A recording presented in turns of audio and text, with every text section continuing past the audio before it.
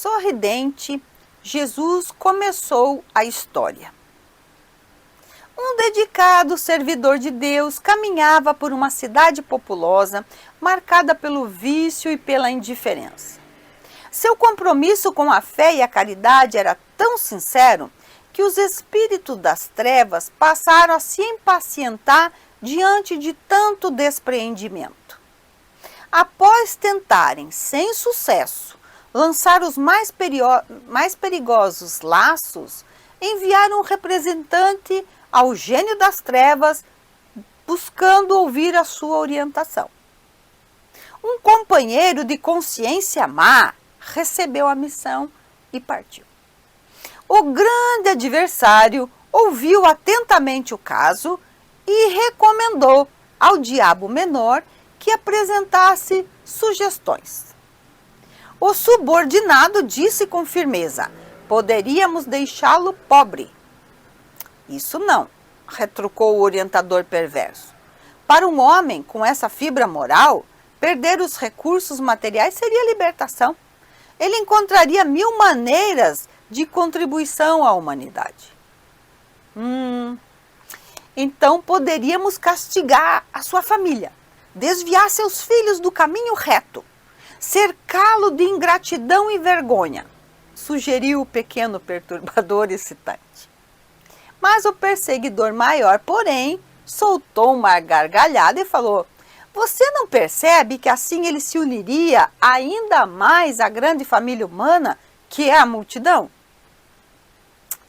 Desanimado, o emissário comentou: talvez seja útil ferirmos o seu corpo, enchendo-o de dores e doenças. Nada disso, acrescentou o gênio satânico. Ele usaria a dor para fortalecer a própria fé e aproveitaria a oportunidade para inspirar a renovação íntima de muitos, através da paciência e da serenidade no sofrimento. Então vamos criar calúnia, suspeita, ódio gratuito contra ele? Exclamou o enviado. E para quê? Respondeu o espírito das sombras. Ele se tornaria um mártir, um redentor para muitos. Transformaria toda a perseguição em meio de engrandecimento espiritual diante do céu. Agora já exaltado, o demônio menor insistiu: talvez seja melhor eliminá-lo sem piedade. O que está dizendo? Replicou a inteligência perversa. A morte seria para ele a mais suave bênção, pois eu levaria a paz do paraíso. Percebendo o silêncio do discípulo derrotado, o adversário maior fez um movimento expressivo com os olhos e acrescentou: não seja tolo. Volta e diz a esse homem que ele é um zero na criação, um verme insignificante.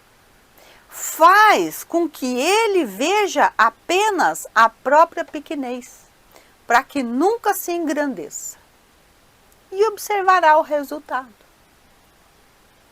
O emissário regressou satisfeito e colocou em prática o método recebido. Cercou o valoroso servidor com pensamentos de desvalorização.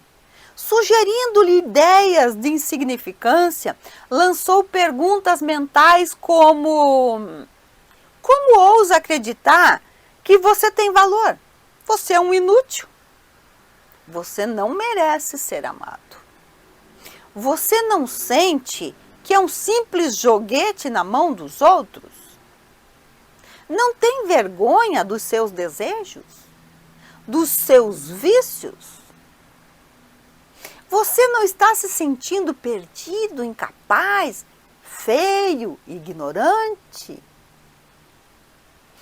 O homem parou as tarefas que lhe cabiam e, depois de escutar longamente aquelas insinuações no seu pensamento, esqueceu que ele tinha valor, esqueceu que é filho de Deus, esqueceu que ele é único, que não existe dois de nós.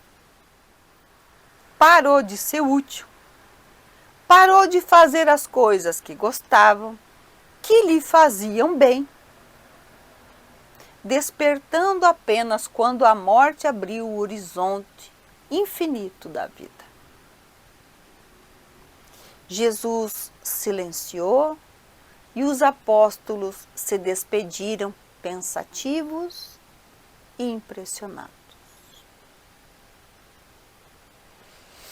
Respira fundo, porque isso é muito mais do que uma simples história. Ela é o espelho do que está acontecendo com cada um de nós todos os dias. Os espíritos das trevas, na narrativa, não são criaturas mitológicas. São símbolos das sombras internas, dos complexos psicológicos, das emoções adormecidas, das mágoas antigas, das culpas não resolvidas e também das influências espirituais que se aproximam quando nós nos encontramos desprotegidos emocionalmente. E aqui já aparece um ensinamento fundamental. O mal não se interessa por pessoas passivas. Elas já estão sob controle dele. Ele se incomoda com quem faz o bem.